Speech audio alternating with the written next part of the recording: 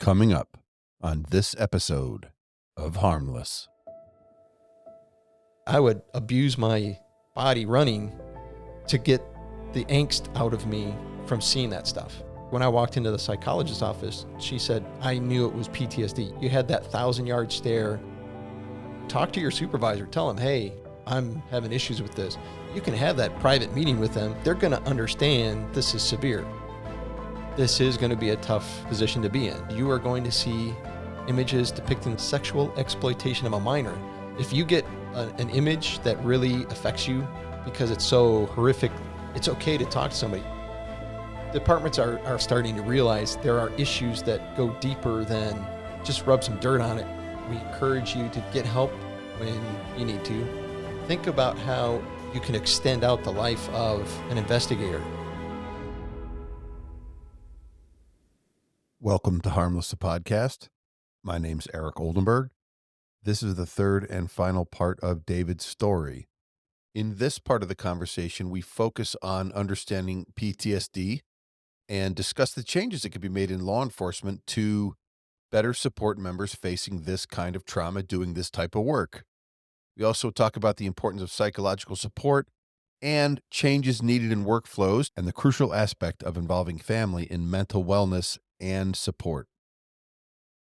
I give you my good friend David's story, part 3, The Hope. In internet crimes, we had people that went, okay, yeah, I'm really excited to do these cases. They look at the first one, I can't do this. For some people, the first time you look at it, you're like, oh my goodness, I can't do this. I remember my very first image. I remember where I was sitting. I remember seeing it popping up on the screen. I can see it in front of me right now. It sticks with you. It does. For some people, that is enough for them to go, nope. There's nothing wrong with that.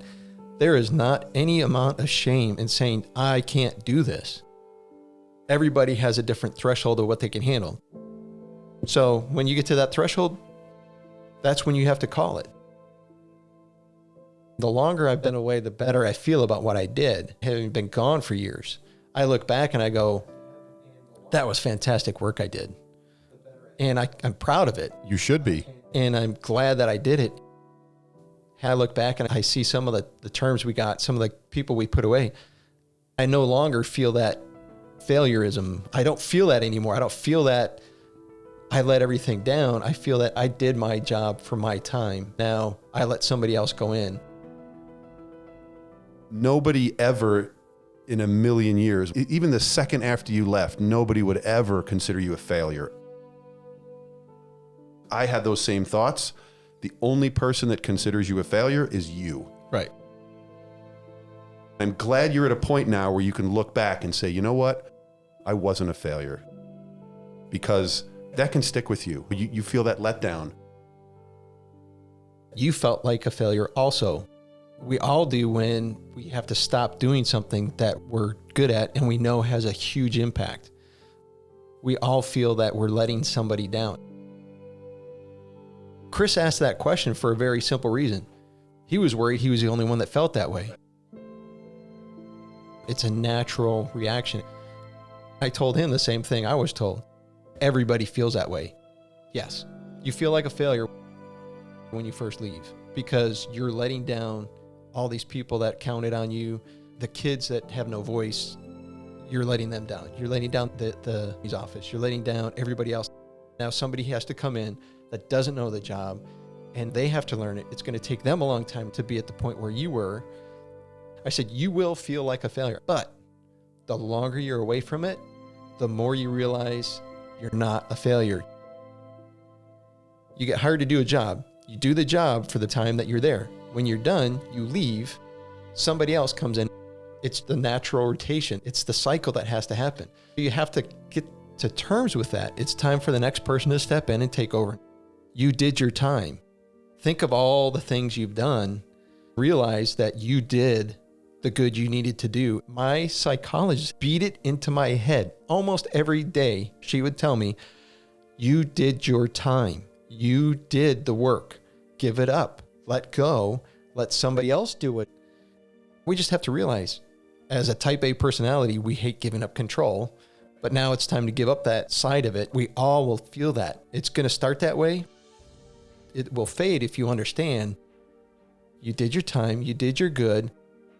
I think there's a correlation between how big of a failure you think you are, how passionate you were, and how hard you worked. You can do something that nobody else can do, that a very small segment of people can do and can do as well as you.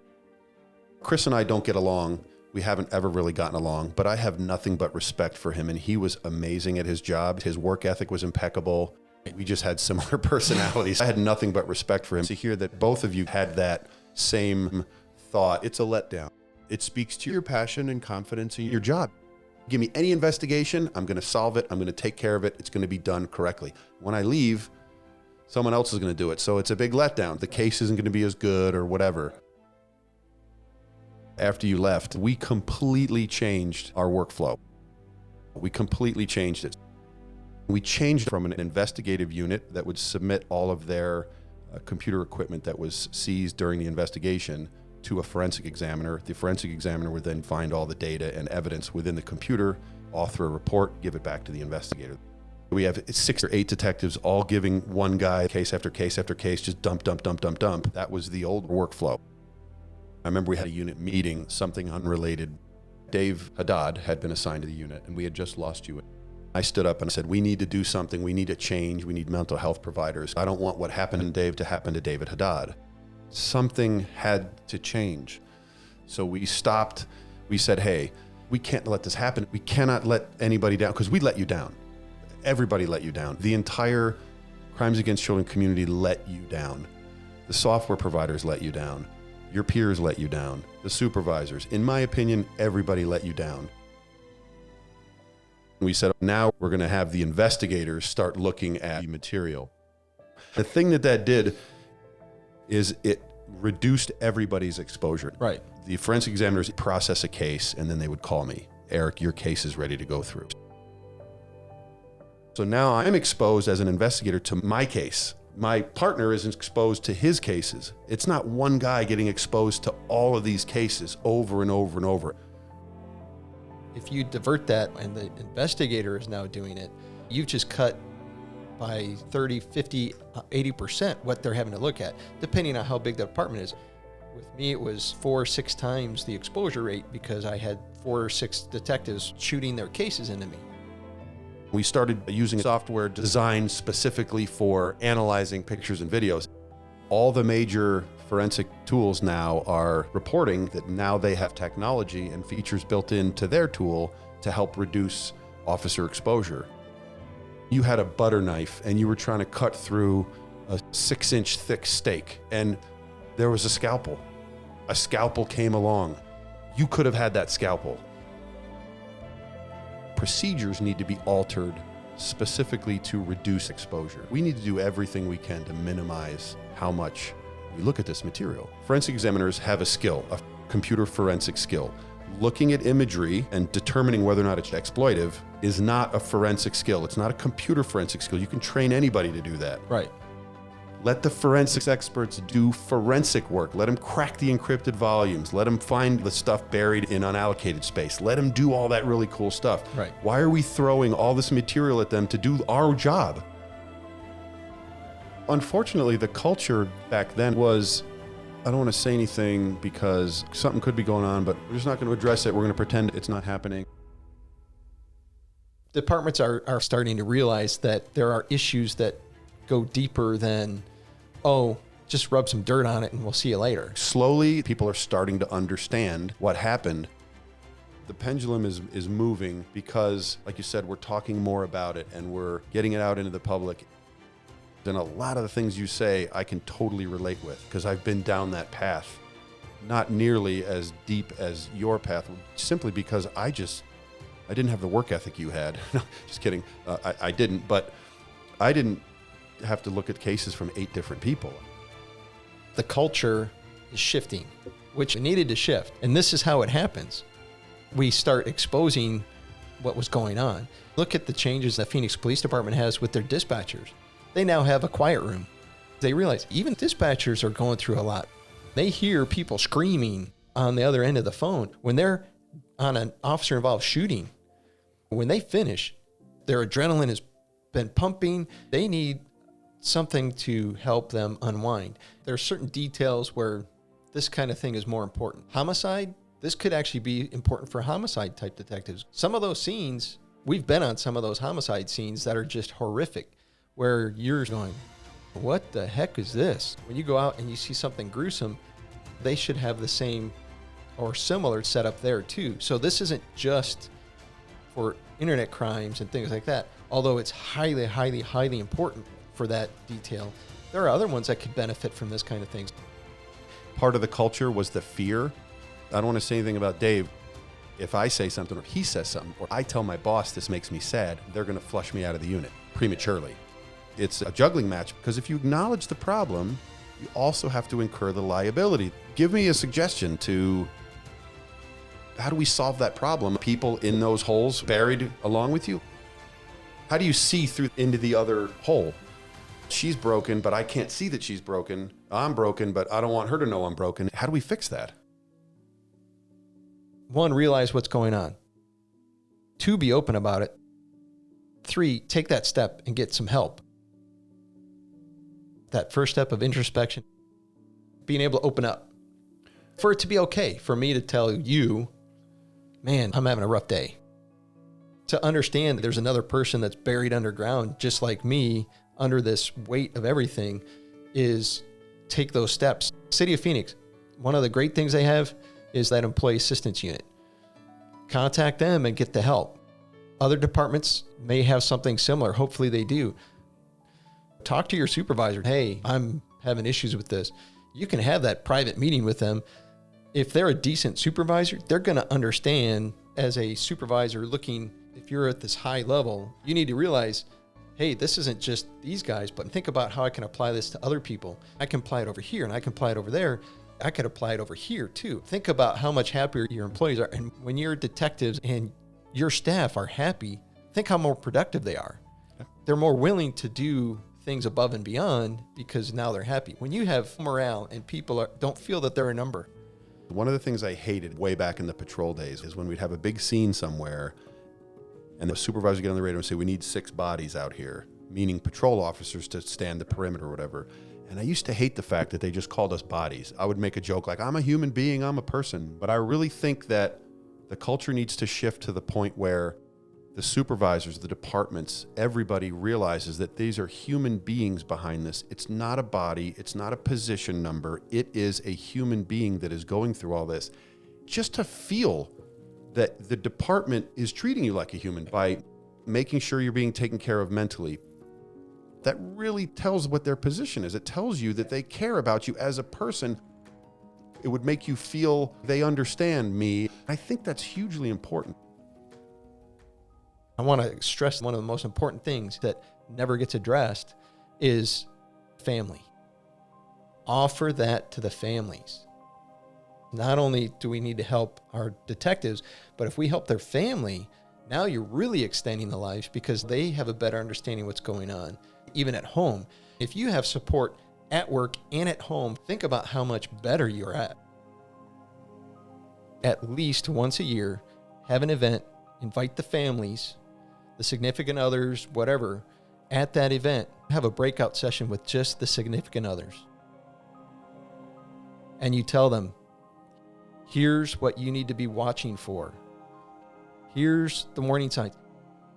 Here's how you can get your significant other help. Here's the steps you can take. Call us, let us know. We will take the steps to try and get them help. Who better to see what's going on at a personal level than the significant others, the families? They see that. Say you have a single guy and have his parents come, have his friends, his brothers, sisters, whatever. These spouses, these families are putting up with us after we've had to deal with horrific things. Tell them, here's some of the things you should be looking for: irritability, increased alcohol use, things, lack of sleep, startle out of dreams, overreaction to surprises. We are not friendly at that point. We are not good to be around. When I went in to see the psychologist, she asked me, do you overreact to surprises? I said, nothing surprises me. She goes, no, I mean, when you do get surprised. I said, no, you don't understand. I don't get surprised. She goes, well, that's a problem. That means you're hyper alert all the time. You can't be in that state. A spouse or significant other can see that. Not only that, but also offer them the help. They're putting up with stuff from us that we don't see because we're so buried underneath everything. We can't get our head up enough to see this is affecting my family this way. Offer it to all of them. Not only should you be looking for these things for your spouse or your significant other, you yourself are probably going through, and here's some things that you might be feeling. If you're feeling or experiencing these things, we want to give you help. This is how you can have your help too. I think that was a critical thing that most everybody misses. When I walked into the psychologist's office, she said, I knew it was PTSD. You had that look. You had that 1,000-yard stare. My spouse now, she's also gone through some traumatic events. She has an understanding of what that causes. She has an understanding of PTSD. She said, when are you going to tell me? I know there's stuff you're not telling me about this. My response was, I don't know if I ever will. It's not something that can be easily discussed. I'm fairly open. I'll tell her what it did and what I had to do to get past it. But you can't really talk about the rest of it. She just wishes she could understand what caused that part of it. She would like to know more of, so when you talk about these pictures and videos, what do you really mean? That part is always going to be the missing part, but that understanding helps a lot. When you have somebody that doesn't understand all of those aspects, the psychological impact, it can cause a divide, especially when they're at the point where I really don't even want to know. I haven't been through a bombing, but I can understand how the people there are being affected afterward, that they're seeing those images afterwards. They're having to deal with an event that doesn't get categorized in a normal fashion in your brain. It helps when you have somebody else that can do that. Somebody that has been through an event. A lot of people don't talk to me about that. I don't want to hear it. I don't want to hear it. I don't want to hear it. To have someone that says, no, tell me, it really shows they care and they're appreciative of what you've done and what you've gone through. You have somebody that understands and wants to be a part of it. A newly assigned detective, day one, what do you think they should be taught? What do you think they should be told? How do you think they should be mentored, knowing what you know now? The best part is that the exposure rate is much lower now. They're not going to get the exposure that I had, which is a fantastic thing. They need to be told from the beginning, before they even come over. This is going to be a tough position to be in. You're going to have issues with it, and that's normal. When we did the oral boards for computer forensic examiners, one of the questions we asked was, part of our job is you are going to see images depicting the sexual exploitation of a minor. Are you aware of this, and are you okay with it? I remember clearly we had somebody that came in and said nope and no. Were you ever asked that on the oral No. board? I wasn't either. No. I was never asked that when I became a computer forensic examiner. Again, not the department's fault. No. It was a different culture back then. The questions were all technically related, right? Right. And came out and said, hey, what are some questions we should ask on the oral board? And you and I think we're the ones that said we need to ask that question. Yeah. Because being open and honest about what people are going to see. Both of us mentioned that, hey, we got to make sure that people know that they're going to have to see this. Absolutely. Because we don't want them coming in and being surprised. You don't put a guy in a demolition derby car and say it's just a race around the track, right? That's what's happening. That's not what's going to be going on. You're going to get smashed into. And we need to start telling people this is a demolition derby. What we encourage you to do is get help when you need to. If you need to talk to somebody, here's all of the paths that we have. I think in the beginning, that's part of the mentoring program. It's okay to talk to people when this bothers you. If you get an image that really affects you for whatever reason, that looks like your niece, nephew, your child, just because it's so horrific to you, it's okay to talk to somebody. It's okay to contact employee assistance and get help. That should be part of the mentoring program, that mental health aspect of it. It should be what they get told. Is there anything that could have been done by the department, by yourself, so that you didn't end up at a point where you said, I have to leave this very second? I think there's a lot of steps that could be taken by the investigator. When I needed help, I actually had to try and figure out how to get in touch with people. Right now, in order to get psychological help, they have to take the first step. You know, the investigator, I had to take the first step to, when people are doing these kinds of cases, the ICAC detectives, the computer forensic examiners, I even think that this should go on to the people investigating the hands-on offenses. If we even had somebody right there that was, I'm going to go talk to Joe because Joe is our therapist for this kind of stuff. Right. I'm calling Joe. I'm going to go talk to him because, man, this one, it really affected me. If you have it set up where, hey, you know what, Eric, we noticed that you're having some issues. We see it. We think you need a break. So we're going to send you on a 1-week temp. Where would you like to temp? To give you a week away from this, you're not away from work. We're just saying you need a break from this for a week. If we can just do simple things like that where people can get away and then come back and be refreshed. You could, as a supervisor, say, take the rest of the week off, go do something fun, enjoy getting away. And it's not going to cost you any time. It's not going to affect you. It's not going to affect your vacations. I just think it'd be healthy for you to get away for a couple of days or a day or whatever it is. That's a powerful tool. If you made it mandatory that we had to go once a year, every 6 months or something, we would bitch and complain. We will bitch and complain, but if we have to do it, we'll go. When they get there, there is a high possibility they will open up about what's going on. Absolutely. He likes to sit in uncomfortable silence. If you sit in a room with another person, no matter who that person is, at some point you're going to start talking. Dave, it's your turn to go and talk. So you get 2 hours that you're going to go talk to them. You bitch and complain in front of everybody. Oh, God, I can't believe I have to do this. I can be like that. But then when I get there, I can finally get off my chest what's going on. That's a culture that needs to change as well. The supervisors need to understand that just because I say this hurts or this is bothering me doesn't mean I am done, I can't do this anymore. There should be a much more developed plan for psychological help that they can get. 14, 15 years ago, that wasn't the accepted method. If we can have that in place, think about how you can extend the life of an investigator. They can deal with that appropriately early on. That snowball effect's not happening. They're not destroying that big boulder by having it hammered and never having it repaired. Mentor them into that program and have it as a cultural norm that's acceptable. You will really help out your people. Right now, we get 12 sessions that are covered, and then you go to your insurance copay if you have something. I think they need to change that for people doing these kinds of cases. If you need to go once a week, twice a month, whatever it is, that you can do that as long as you stay doing those cases. They just cover it. This is a special grant or whatever it is. We're going to take care of you, make sure that you can continue. Make it as easy as possible for them to get help.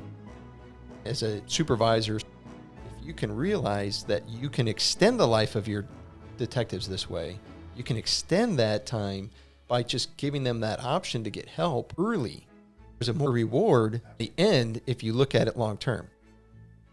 There's other things that can be done. Working out. When you see these traumatic things, your body has a reaction. Part of that reaction is you have all these hormones dumped into your system, and you have to do something with those. Let these people work out on duty because that helped. I think one of the reasons I was able to go as long as I did was because I worked out regularly. I would go and I would run, and honestly, I would abuse my body running to get the angst out of me from seeing that stuff. You have to do something because those hormones that get dumped into your system, they'll eat you up literally from the inside. Working out, I think, is important. Regular breaks during the day. I was not good at taking breaks. No, you weren't. I sucked at it. I worked because I was just trying to get it done, trying to keep the case backlog under control. I was bad at it. On top of it, just small events for the squad. Hey, today we're blown off today. Once a quarter, just say, you know what? We're not working today. We're going to the bowling alley. We're going to go bowling. We're doing something else. Get them out. Just get them a little time away. You have to let things like that happen. And you actually have to plan it and do it. Do you think if we had the understanding back when you and I did this job, when we started, if the culture was different, do you think you'd be in the position you're in today?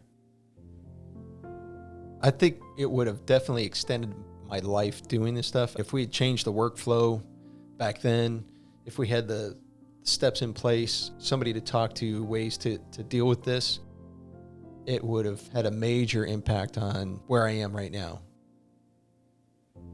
I think I would have been in a much better place. And I think I would have definitely done that a lot longer because I really enjoyed the work. It's intellectually stimulating. You have all the aspects that you enjoy. You're helping people a lot. You're doing very important work. You're doing very complex stuff that is fun to try and figure out. It's always evolving. Technology is always changing. There was always that aspect of there's something new to learn. There's more stuff to do. It was great in all those aspects. The only part that was bad was what you had to view and deal with. If you had everything in place that we have now, and the stuff that's still evolving and coming into play, I think, one, the department would have benefited by having me doing it much longer. And two, I don't think I would have had near the stuff that I've been through on a personal level, the aspects of how it affected my kids with not being able to go see school things. It would have impacted not just me, but my family, all the people around me. It really would have been a very positive thing if we had all this stuff in place. Fortunately, a lot of departments can't look at long term. That's part of the stuff that has to change. So you have to be able to say, can't put a number on this. What we're going to have to invest so we can have a benefit. We just can't tell you what that is monetarily, but we can tell you from overall, there is a huge benefit that if we take these steps, if we help have these things in place. Introspection, also mentoring somebody to know that, hey, these are the things we can do. It's a really good program. If you're an upper level person looking into this, you should be going, wow, think about how we can change this, how this changes everything. It's hugely important. And now it spreads.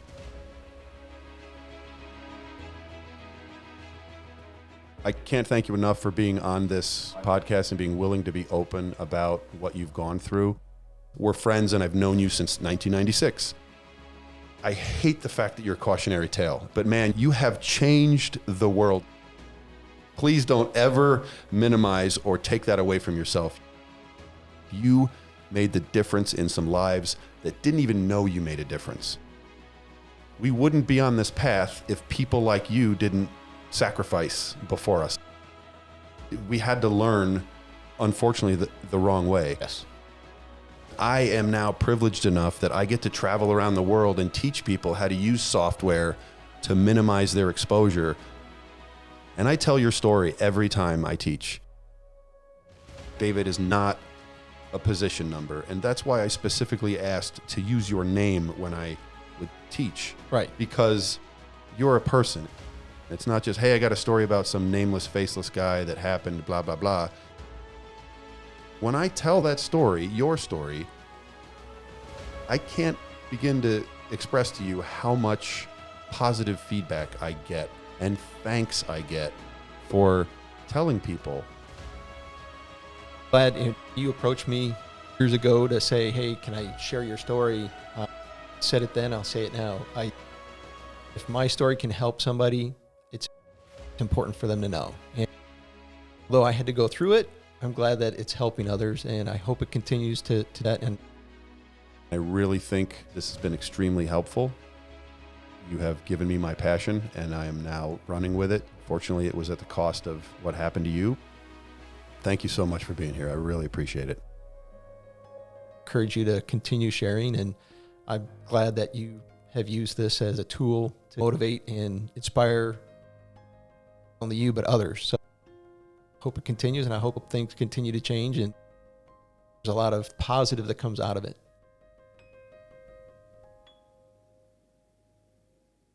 Cheers, everyone, and thank you very much for taking the time to listen to Dave's unbelievably compelling story.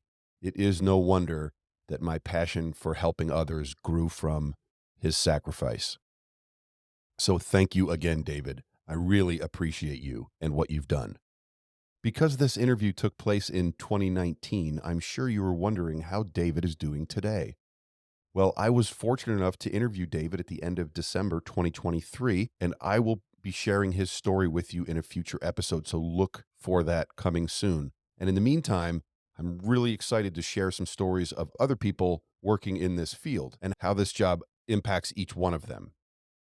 If you enjoyed this podcast, please like and subscribe to listen to future episodes. And most importantly, if you know somebody who needs to hear this, do not hesitate to get it to them. That is who this podcast is for. Thank you again. This is Eric Oldenburg with Harmless the Podcast. This podcast is sponsored by Skinny Fat Farms Goat Milk Soap. Skinny Fat Farms hand raises Nubian dairy goats with love for their amazing milk. That creamy milk goes into every bar for a luxuriously smooth self-care experience. We are 100% natural farm to bathroom. With over 30 fragrances, including our Goat for Men line, we have the perfect soap for you. Order online exclusively at skinnyfat.com. Get 10% off your first order with coupon code HARMLESS. Don't be a dope. Get yourself some Gope. Only at skinnyfat.com. Are you still here? Why aren't you ordering soap right now? I know I have a cool voice, but seriously?